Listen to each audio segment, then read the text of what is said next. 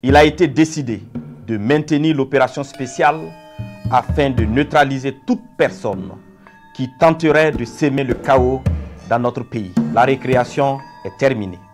Je répète, la récréation est terminée.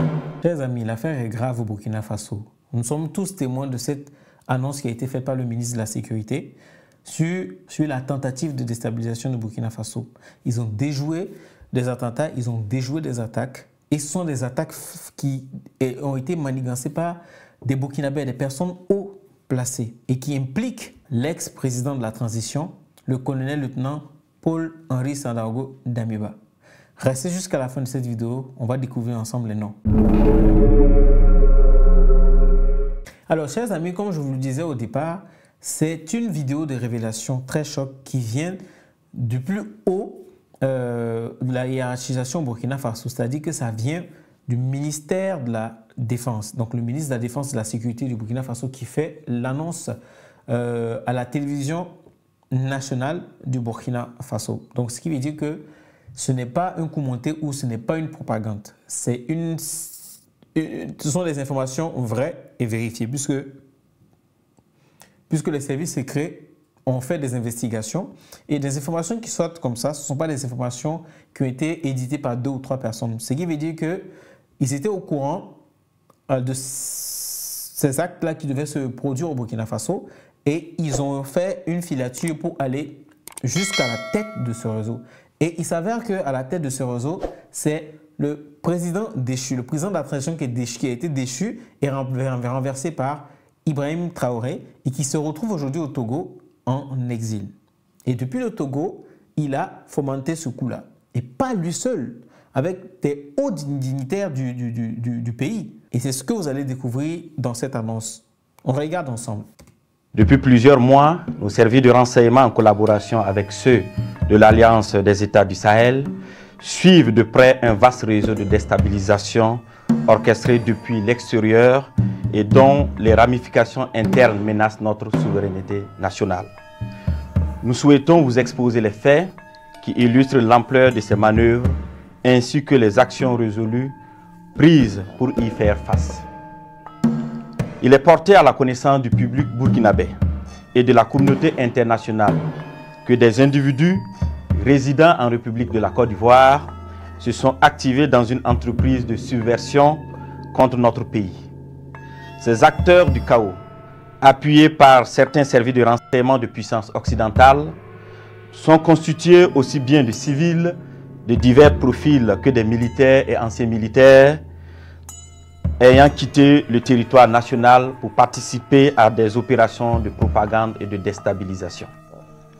Grâce au suivi permanent de leurs activités, nous avons pu déjouer plusieurs tentatives de déstabilisation, aussi pernicieuses qu'incessantes. Face à ces échecs répétés, ces individus sans foi ni loi ont opté pour un énième plan. Ce énième plan consistait d'une part à signer un contrat avec des groupes terroristes baptisés les centraux et d'autre part à leur donner des formations spécifiques dans la zone du centre-est pour la prise d'objectifs qui ont été consignés dans leur contrat. Ils devraient en premier lieu mener des actions violentes contre des civils innocents. Donc si on comprend bien, c'est-à-dire que le coup qui a été monté, c'est avec des terroristes. Vous comprenez? Donc ce qui veut dire que ces personnes en interne ont créé un groupe de terroristes qui devaient signer un contrat en plus sous contrat pour pouvoir venir déstabiliser une nation qui aujourd'hui est en train de vouloir sortir des griffes et de cette emprise du problème qui est le terrorisme. Et on s'en rend compte qu'aujourd'hui, les personnes qui sont eux-mêmes burkinabés et des États voisins qui normalement devraient être des États alliés en accord avec des puissances occidentales veulent déstabiliser cet État-là. Et cet État qui fait partie de l'AES. Donc ce qui veut dire que déstabiliser un État de l'AES, c'est déstabiliser cette confédération qui regroupe le Burkina, le Mali et le Niger. Vous comprenez? C'est très grave. Et en plus, cette information de déstabilisation vient juste, je crois, 2 à 3 mois après l'attaque d'envergure qui a été faite récemment au Burkina Faso. Et en plus, cette attaque a révélé que c'est une attaque qui avait été fomentée et organisée, manigancée par des Burkinabés, contre des Burkinabés. Vous voyez que le niveau de trahison est très élevé, très grave. On continue. Puis, en second lieu, s'attaquer non seulement à des institutions de la République, mais aussi à plusieurs autres points sensibles. La première attaque précurseur de cette opération était celle de Barsalgo, le samedi 24 août 2024, qui consistait à massacrer le maximum de populations civiles pour créer le désarroi et le chaos au sein de ces populations et ébranler de ce fait la nation entière, facilitant ainsi l'exécution de l'action principale. Le plan prévoyait l'infiltration de plusieurs groupes terroristes. Le premier groupe, chargé de mener l'action principale à partir du 29 août 2024, était composé de 150 terroristes venus du centre-est. Ils devraient se diriger vers la zone de Sapui, puis remonter sur Ouagadougou en vue de prendre le palais présidentiel à Koulouba. Le deuxième groupe devrait attaquer la base de drones militaires pour empêcher toute riposte de nos forces. Le troisième groupe, venu du territoire ivoirien, avait pour objectif de mener des attaques dans la zone de Mangodara pour disperser nos forces combattantes. D'autres groupes devraient cibler l'aéroport pour bloquer tout renfort extérieur, notamment la pose de tout aéronef ami. Durant ces investigations, nos services de renseignement ont été alertés de la... Alors déjà, à ce niveau d'information, ça dit que ces informations qu'ils ont eues, ce ne sont pas des informations qui ont été inventées. Ce qui veut dire que le coup avait déjà mûri. Et je pense que dans leur filature, ils ont laissé aller jusqu'au bout afin de comprendre l'ampleur de ce coup. Une attaque terroriste qui est en même temps un coup d'État parce qu'ils envisageaient attaquer le palais présidentiel. Donc, qui dit attaquer le palais présidentiel, ce qui veut dire que c'est une déstabilisation totale du gouvernement en place, du régime en place. Donc, si à ce niveau d'organisation d'un attentat, vous comprenez très bien qu'il y a vraiment des taupes au sein du gouvernement actuel. Ce qui veut dire que ce sont des gens qui connaissent parfaitement l'organisation, la hiérarchisation, l'organigramme de l'État ou de l'armée burkinabé actuelle au pouvoir. Donc, c'est quand même choquant parce que si en interne, en tant que burkinabé, en tant que militaire entre vous, en interne, au sein du régime, il y a des gens qui ne sont pas, qui ne marchent pas selon le tracé qu'il y a aujourd'hui pour le Burkina Faso et qu'ils sont contre ce qui se passe. Donc, ce qui veut dire qu'ils sont contre les intérêts du pays. Aujourd'hui, le Burkina Faso est en train d'être une puissance. Avec cette confédération qu'il y a, on sait que ces trois pays sont en train de créer une confédération qui va devenir très puissante. Et pour déstabiliser cette région, il y a beaucoup de gens qui interviennent. Et on sait toujours que pour pouvoir déstabiliser quelqu'un, pour éliminer ou pour te faire du mal chez toi, il faudrait qu'il y ait quelqu'un en interne qui puisse permettre que cela se fasse. Donc, vous comprenez que les noms qu'il va citer, ce sont des personnes qui ont été dans le gouvernement. C'est-à-dire que c'est des gens qui ont été haut placés dans le rang, des personnes, des hauts fonctionnaires de l'État. Il y a des colonels, il y a des militaires, il y a des ministres, des ex-ministres. Vous allez entendre les noms. Et ça a toujours été des gens qui ont toujours été dans ce genre de manigance. Bassolé, tout le monde le connaît.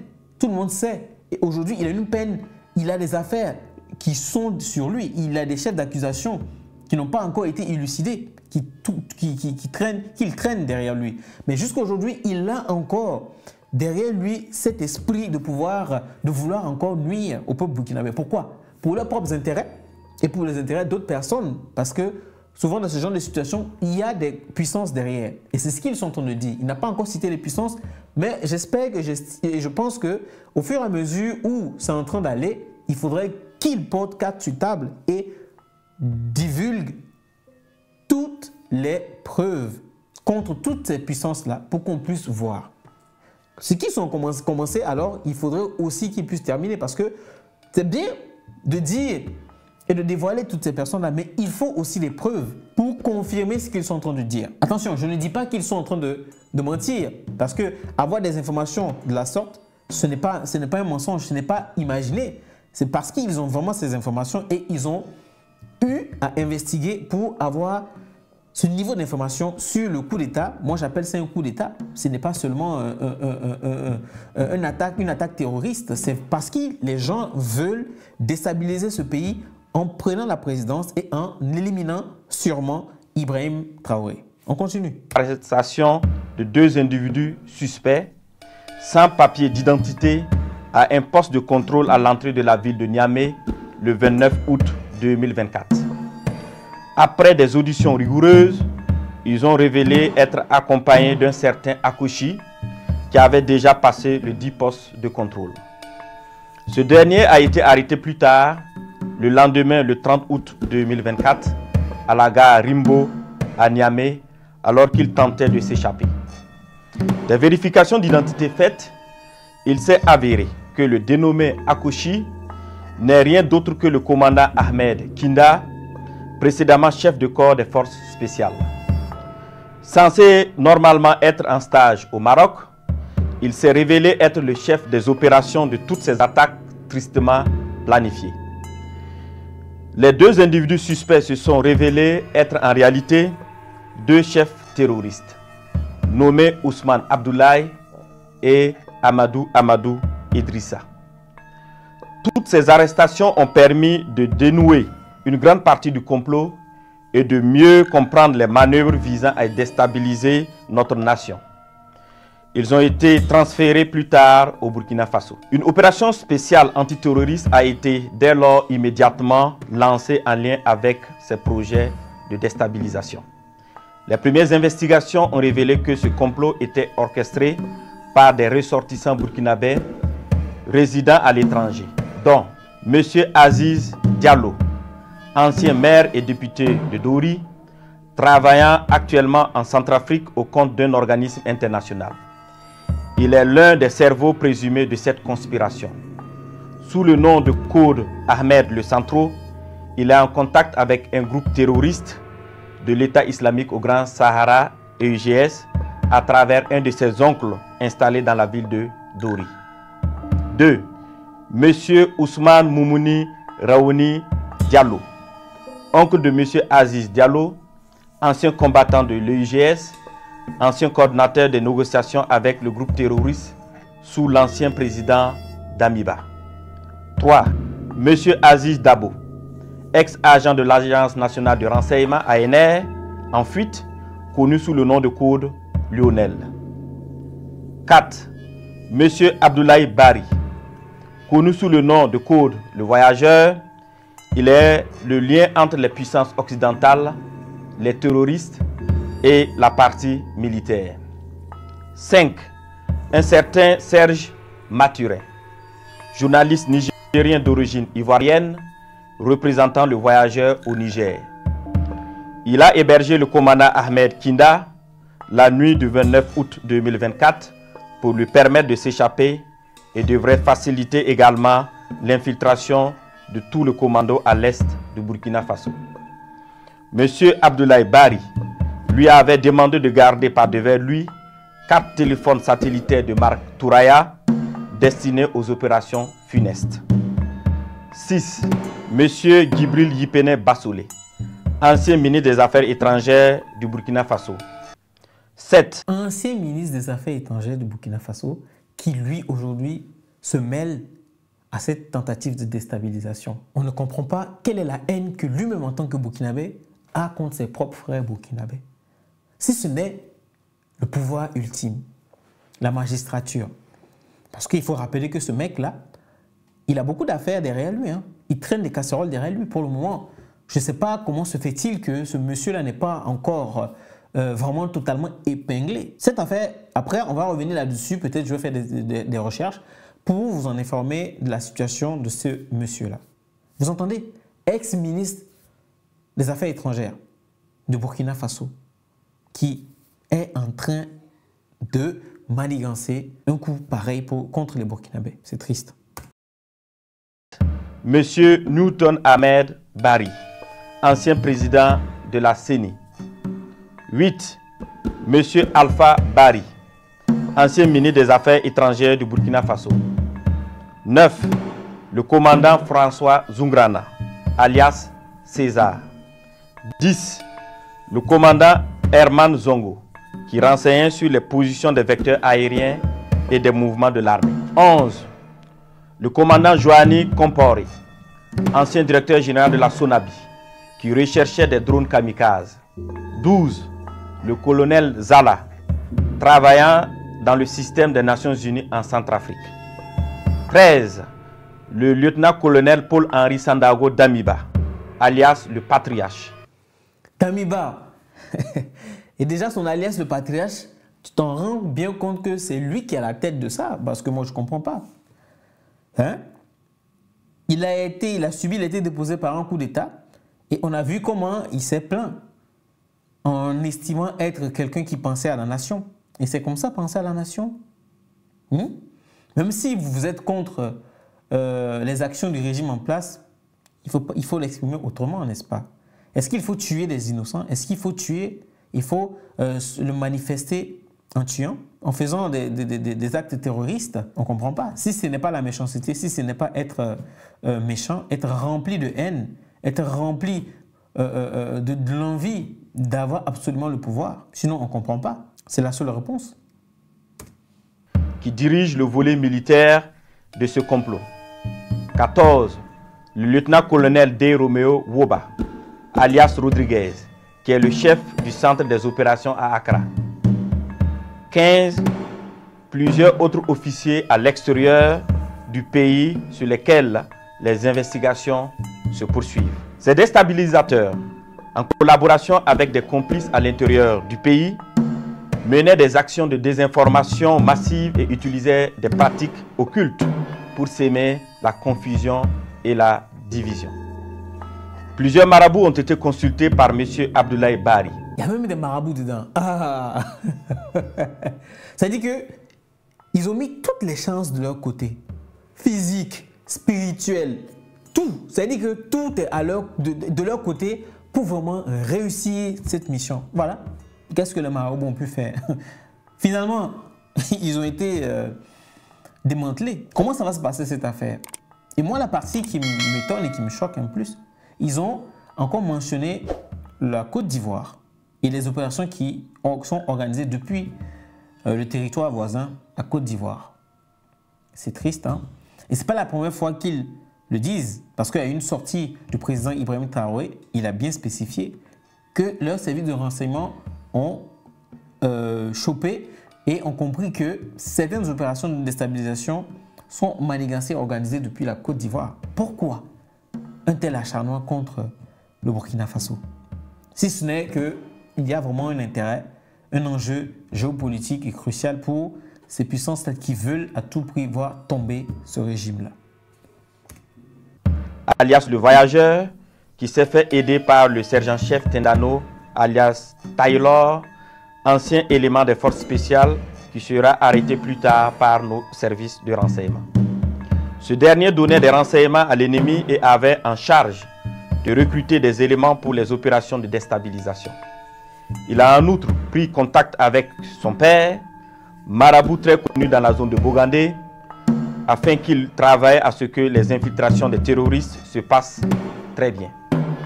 Suite à l'arrestation du commandant Ahmed Kinda, alias Akoshi, et des deux chefs terroristes, il avait été convenu dans un premier temps de ne pas divulguer l'information pour permettre ainsi nos services de découvrir toute l'étendue du réseau.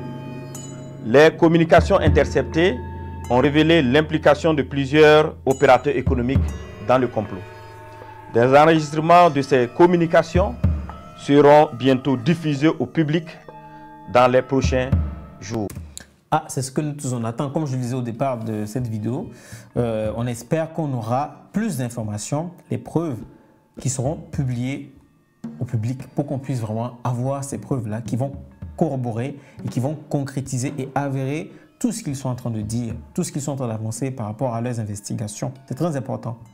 Parce que certes, même si il n'y a pas de doute, il faudrait contrôler et valider ces informations-là pour qu'on soit sûr, qu'on se rassure du fait que c'est vraiment des déstabilisateurs. Mais moi, je suis convaincu et je suis sûr parce que vous ne pouvez pas sortir des informations comme ça aux yeux, au vu de tout le monde entier et que ça s'avère que ça soit d'une propagande, juste une fausseté. Je sais que la culture africaine ne nous apprend pas ça et j'en suis conscient et je sais très bien que ce ne sont pas des mensonges. Ce ne sont pas des mensonges et c'est fort probable, c'est possible que ces gens-là puissent être les mauvais et puissent vouloir déstabiliser tout un pays, et même un continent, toute une sous-région. Parce que si le Sahel n'est pas sécurisé, c'est toute la sous-région qui n'est pas en sécurité. Il faut savoir que le terrorisme, il n'y a pas seulement que eu ça là-bas. Il y a eu ça au Togo, il y a eu des attentats en Côte d'Ivoire, il y a eu au Bénin. Donc, au Nigeria, n'en parlons pas. Au Cameroun aussi. Au Bénin. Donc, la sous-région est menacée. D'autres leaders de la société civile participant aux échanges via un groupe WhatsApp dénommé IB Dégage sont également impliqués dans cette vaste entreprise. La plupart des réunions de planification se menaient au Ghana, dans le quartier Ashimota, à l'hôtel Jidi Lodge à Accra. Certaines autres réunions se menaient à Tamale, en présence de M. Abdoulaye Bari, alias le voyageur, et du lieutenant-colonel D. Romeo Woba, alias Rodriguez. Dans un second temps, il avait été convenu que le commandant Ahmed Kinda, alias Akushi, le sergent-chef Tendano, alias Taylor, et les deux chefs terroristes, accompagnés de l'une de nos équipes, montrent le site de stockage de leurs équipements et de leurs matériels divers. Ce lieu, sous la garde des terroristes à la solde du commandant, a été localisé non loin de la ville de Tenkodogo. Une fois sur place, ceux-ci ont tenté de s'échapper, mais des échanges de tirs sont suivis, au cours desquels ils ont été neutralisés en sus de plusieurs autres terroristes. Les autres déstabilisateurs, loin d'abandonner leur funeste entreprise, ont décidé de peaufiner un nouveau plan lors d'une réunion qui doit se tenir normalement au Nigeria le 27 septembre 2024.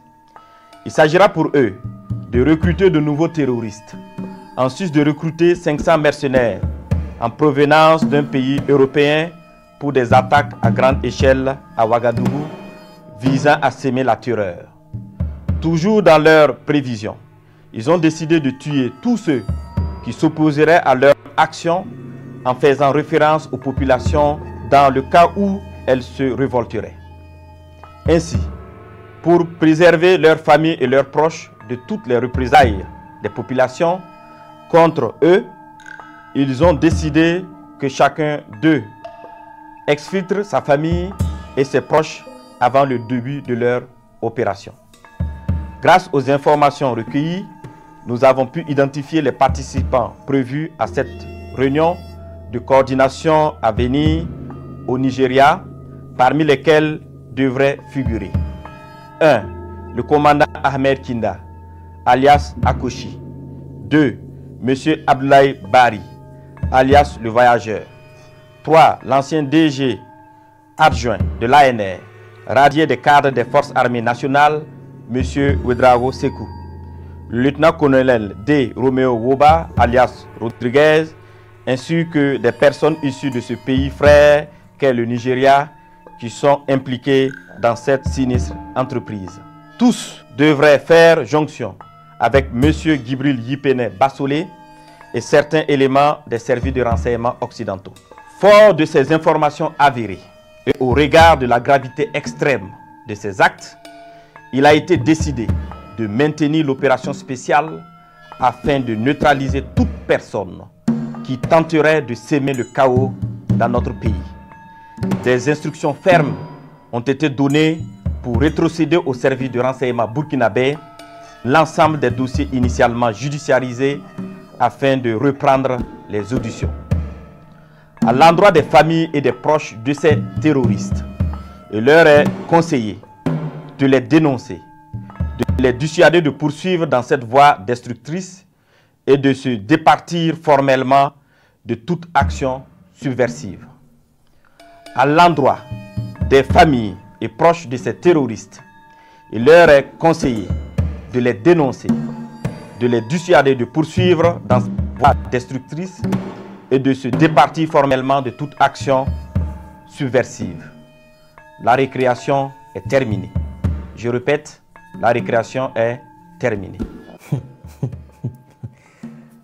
Ils ont bien dit, la récréation est terminée. Je répète, la récréation est terminée. Je pense que l'État burkinabé en ce moment est sur le qui-vive, est vraiment en train de faire un nettoyage sur tous ces complotistes, toutes ces personnes qui veulent du mal à l'État burkinabé, à la nation burkinabé et à l'AES. Parce que tous ces actes de déstabilisation contre le Burkina, ce sont des actes de déstabilisation contre cette confédération qui est l'AES.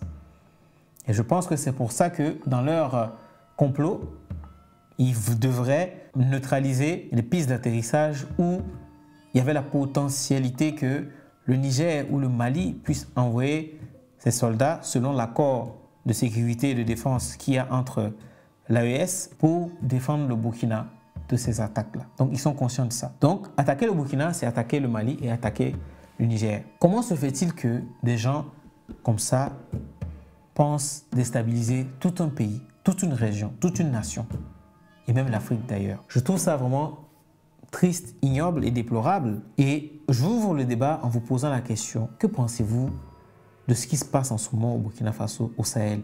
La Côte d'Ivoire a été beaucoup citée et les puissances occidentales ont été beaucoup citées. Quelle est cette chose qu'il y a dans cette sous-région et qui fait qu'ils ne veulent pas lâcher?